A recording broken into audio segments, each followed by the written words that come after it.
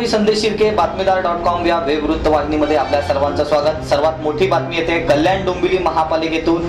कल्याण डोंबिवली महापालिकेची आचारसंहिता लागू झाल्यानंतर पहिल्याच दिवशी या आचारसंहितेचा भंग करण्याचा मान राज्याचे मुख्यमंत्री देवेंद्र फडणवीस यांनी मिळवलाय। पाहूयात याबाबतचा बातमीदार.comचा एक्सक्लुझिव्ह रिपोर्ट। ये अंधा कानून है, अंधा कानून है।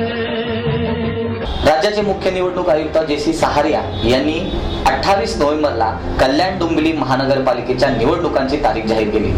यानंतर त्याच दिवशी 12 वाजल्यापासून कल्याण डोंबिवली महापालिका परिसरामध्ये आचारसंहिता लागू झालेली आहे। मात्र असं असताना देखील राज्याचे मुख्यमंत्री देवेंद्र फडणवीस स्वतः कशा पद्धतीने आचारसंहितेचा भंग करतायत हे आपण आपल्या डोळ्यांनीच पहा। ये अंधा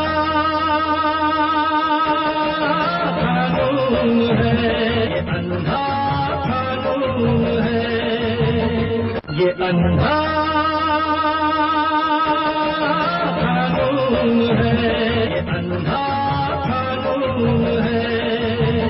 अंदमान निकोबारचे माजी राज्यपाल रामभाऊ कापसे यांच्या अंत्यविधीसाठी मुख्यमंत्र्यांच्या गाड्यांचा ताफा थेट कल्याणमध्ये येऊन पोहोचला। मात्र या गाड्यांच्या ताफ्यामध्ये मुख्यमंत्र्यांची लाल बत्तीची गाडी सर्वांचंच लक्ष वेधून घेत होती। आचारसंहितेच्या कालावधीमध्ये मुख्यमंत्र्यांकडून आचारसंहितेचा भंग झालाय का याची खातरजमा करण्यासाठी बातमीदार.com ने राज्य निवडणूक आयुक्त कार्यालयात फोन केला आणि या फोनवर तेथील अधिकाऱ्यांनी काय उत्तर दिले तेही आपण ऐका।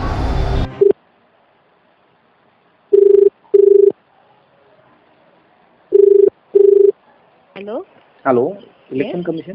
State election commission. Okay madam, Vyas sir का मुझे कांटेक्ट नंबर मिल सकता है क्या? मैं रिपोर्टर बोल रहा Who is speaking? हूँ, संदेश Shirke, I am journalist from Kalyan. Do you want to talk about Kalyan Dombivli election? Yes yes yes. Just hold on. Hello, under secretary is not there. The clerk is there. Okay. Okay. Hello. हाँ हाँ Hello. Hello, ऐसा हुआ है कि आज chief minister खुद आए थे यहाँ पर कल्याण में और उनके गाड़ी पर खुद के लाल बत्ती था, तो बस इतना जानना था कि ये अगेंस्ट कोड ऑफ कंडक्ट है क्या? हाँ. है ना मॅडम? कल्याण डोंबिवली महापालिकेच्या सार्वत्रिक निवडणुकांची घोषणा झाल्यानंतर सर्वप्रथम निवडणूक प्रचाराचा नारळ फोडण्याचा मान राष्ट्रवादी काँग्रेसने मिळवलाय। या प्रकरणी आचारसंहिता भंग केल्याचा सर्वात पहिला गुन्हा थेट मुख्यमंत्र्यांवरही दाखल होऊ शकतो। त्यामुळे कल्याण डोंबिवली महापालिकेचा 27 गावांचा विषय असो अथवा वादग्रस्त गुरुदेव एनएक्स हॉटेलचा विषय असो, मुख्यमंत्र्यांनी ज्या पद्धतीने आपले निर्णय सहजासहजी मागे घेतले आणि त्यांची नाचक्की झाली, तशाच पद्धतीने आचारसंहिता भंग केल्याचा गुन्हा दाखल झाला तर निश्चितच भाजपवर नाचक्की येऊ शकते। अक्षय महाडिकसह संदेश शिर्के, बातमीदार.com, कल्याण।